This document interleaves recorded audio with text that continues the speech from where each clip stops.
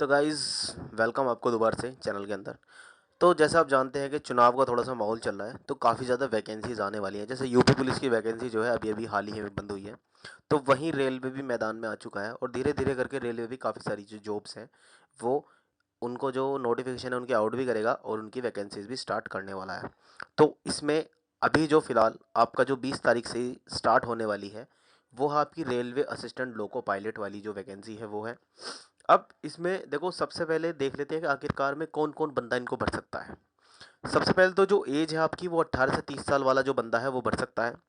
And second है आपका assistant loco pilot जो आपका वैकेंसी निकली है 5696 करीब 6000 के आसपास ये वैकेंसी, सॉरी 6 नहीं, करीब 5500 के लमसम ये आपकी वैकेंसीज हैं, जिसमें कि आपको इनमें से कोई भी एक एलिजिबिलिटी आपके पास होना ज़रूरी है। जैसे कि क्लास 10th के साथ में आपने आईटीआई कर रखा हो, चाहे वो एनसीवीटी हो, एससीवीटी हो, किसी से भी करो, यानी कि नेशनल होता है और ये सेकंड एससीवीटी यानी कि आपका स्टेट वाला। इन दो में से किसी भी से भी आपने जो आईटीआई है वो अपनी कंप्लीट कर रखी हो, देन किसी भी इन ट्रेड में से आपने कर रखी हो, चाहे सर्टिफिकेट इन फिटर हो, इलेक्ट्रीशियन हो, इंस्ट्रूमेंट हो, मैकेनिक वगैरह, इनमें से किसी से भी आपने कर रखी हो। फिर आपकी class 10th with diploma in mechanical, electrical, फिर आपने चाहे डिप्लोमा किया हुआ है, डिप्लोमा यानी कि पॉलिटेक्निक हो गया या अदरवाइज़ जो डिप्लोमा होते हैं उनमें से आपने कोई भी, डिप्लोमा बेसिकली 3 साल का होता है, तो उनमें से आप देख लेना, अगर आपका 3 साल वाला है तो वो आपका इसमें एलिजिबल होगा। फिर इसमें आपका बीई बी टेक वाले भी इसको भर सकते हैं।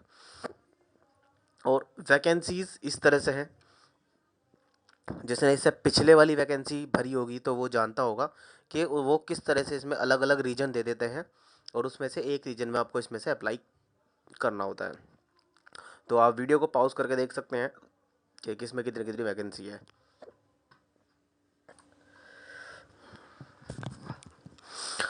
अब बात कर लेते हैं भाई डेट्स की एंड फीस की। तो आपकी जो डेट है, ये आपका जो फॉर्म है वो स्टार्ट होगा 20 तारीख से और जो ख़त्म हो जाएगा वो होगा आपका 19 तारीख, दूसरा महीना 2024, यानी कि अगले महीने में 1 महीने का आपको पूरा का पूरा वक्त मिलने वाला है। और सबसे अच्छी खासियत आजकल फॉर्म्स की ये देखी जा रही है कि वो लोग करेक्शन की भी विंडो ओपन कर रहे हैं। वैसे पिछली साल भी रेलवे ने अपने फॉर्म्स की विंडो दी थी करेक्शन के लिए, तो इस साल भी उन्होंने दी है। अब पेमेंट की भी बात कर लेते हैं। देखिए, जनरल और ओबीसी की फ़ीस जो है, जो आपको ऑनलाइन पे करनी है, वो करनी है आपको 500 रुपये। वहीं एससी और एसटी की अगर बात करें तो उनको भी 250 रुपये, या पीएच कैटेगरी है उनको भी 250 रुपये पे करना है। देन ऑल कैटेगरी फीमेल, उनको भी 250 ही पे करना है। लेकिन यदि जो भी बंदा पहला वाला जो एग्ज़ाम है उसको देता है, तो जनरल ओबीसी ईडब्ल्यूएस वालों को उनके 400 रुपये, यानी कि अब आप अगर आप एग्ज़ाम दे देते हो, यानी कि देखो अब क्या होने वाला है कि अगर आप मान लो कि ये एग्ज़ाम दे देते हो 500 रुपये, आप 500 में से आपको जो 400 रुपये है वो जो बोर्ड है वो आपको वापस कर देगा। वहीं आप जैसे देख सकते हो ये एससी एसटी और फीमेल, इनके 250 रुपये जो हैं, इनके पूरे के पूरे भाई 250 रुपये रिफंड कर दिए जाएंगे यदि वो पहले वाला जो स्टेज है उसको, चाहे पार्क, चाहे वो उनका क्लियर हो चाहे ना क्लियर हो, ये चीज़ छोड़ देना कि क्लियर होगा जब भी आपको वापस मिलेगा। ऐसा कुछ नहीं होने वाला, सभी को वो जो पैसे हैं वो वापस करे जाएंगे। अब बात आती है कि भाई एज लिमिट क्या है, ठीक है ना। एज लिमिट, जो भी बंदा 18 साल पूरी कर चुका हो और 30 साल का ना हुआ हो, ये क्राइटेरिया है आपका जनरल कैटेगरी के लिए, ठीक है ना। और जो इसमें डेट लगाई गई है वो लगाई गई है आपकी 1/7/2024 से, 1/7/2024 से आपकी जो डेट है वो लगाई गई है। अब रिलैक्सेशन है भाई, नॉर्मल सा है, सबको पता होता है कि जो ओबीसी कैटेगरी होता है, और चाहे वो ओबीसी वाला हो, ओबीसी वाले को भाई होता है 3 ईयर का रिलैक्सेशन। वहीं जो एससी एसटी होते हैं उनको रिलैक्सेशन होता है भाई 5 ईयर का। तो यानी कि अब इसके हिसाब से चले तो यहाँ आपको 30 साल के साथ, अगर आप ओबीसी कैटेगरी हो तो आपको 3 साल मिलते हैं, और यदि आप एससी कैटेगरी हो तो आपको प्लस 2 साल, यानी कि टोटल आपको मिलते हैं भाई 5 साल का पूरा रिलैक्सेशन। यानी कि जो बंदा 35 का हो गया हो एससी एसटी में वो भी भर सकता है, और ओबीसी कैटेगरी में अगर किसी की 33 ना हुई हो तो वो भी भर सकता है। इसके हिसाब से आपको अपनी डेट जो है लगा देनी है 1/7/2024 के हिसाब से, यानी कि आने वाला 7वें महीने के हिसाब से आपकी डेट जो है इसमें लगने वाली है, यानी कि जिनकी एज कम भी बैठती वो भी इन्होंने एक साथ 2024 से लगा के पूरी उसकी कर दी है।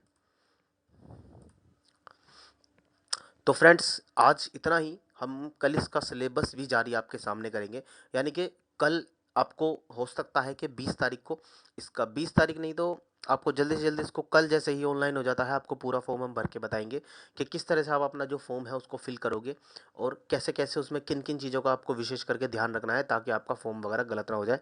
अब आपको जब फॉर्म आप भरोगे, फिलहाल जो आपको थोड़ा सा एक आइडिया हम दे देते हैं क्या किस किस चीज़ की आपको ज़रूरत पड़ेगी। तो फिलहाल आप एक अपना आधार कार्ड वगैरह आपके साथ हो और अपनी 10th की मार्कशीट, ITI की मार्कशीट, और आपका जब भी फॉर्म सबमिट हो जाए उसका एक प्रिंट आउट अपने पास ज़रूर रखना है। इन फ्यूचर आपकी जब भी DV होती है तो DV में उसकी बहुत ज़्यादा ज़रूरी पड़ती है। और पूरा नोटिफिकेशन आपको नीचे लिंक हम प्रोवाइड करा देंगे, वहाँ से आप पूरा नोटिफिकेशन पढ़ सकते हैं। सिलेबस भी आपको वहीं से प्रोवाइड करा देंगे। ये दोनों चीज़ आप पढ़ सकते हैं और ये सरकारी जल्द की वेबसाइट से भी आप जाके पढ़ सकते हैं। इन्होंने भी काफ़ी अच्छी कोशिश करते हैं एक एक चीज़ आपको अच्छे से समझाने की, और इनके आप टूल वगैरह भी यूज़ कर सकते हैं। ये भी देख सकते हैं काफ़ी ज़्यादा अच्छे टूल इन्होंने यूज़ किए हुए हैं, इमेज रिसाइजर और मैरिटल वगैरह, ये सारी चीज़ JPG PDF। तो आई होप आपको सारी चीज़ समझ में आ गई हो। अगर नहीं आई है तो आप हमें कमेंट कर सकते हैं, हम आपको पूरी समझाने की कोशिश करें। तो thanks for watching this video, I love you all friend, do subscribe this channel. अगर आप नए हैं तो सब्सक्राइब करे बगैर ना जाएं, क्योंकि इन फ्यूचर आपको बहुत सारी इसमें इंटरेस्टिंग वीडियो भी मिलने वाली हैं, चाहे वो टेक्निकल हों, चाहे वो फिर आपकी मतलब काफ़ी सारी कोशिश करेंगे आपको अच्छे से अच्छे ट्रीट करेंगे। तो चलिए चलते हैं।